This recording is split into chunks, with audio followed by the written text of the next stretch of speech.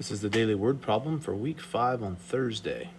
The boys' cabins are all shaped with a rectangular prism on the bottom and a triangular prism on the top. The girls' cabins are all shaped with a rectangular prism on the bottom and a rectangular pyramid on the top. Draw the shapes of each cabin. So for the boys, you're going to have a rectangular prism, and then it says it has a triangular prism on top. So it's going to look something like that.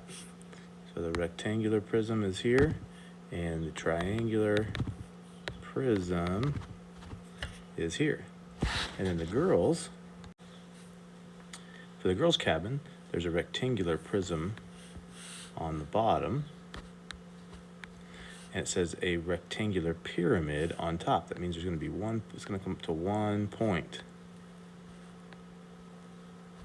So we got the rectangular prism on the bottom and a triangular pyramid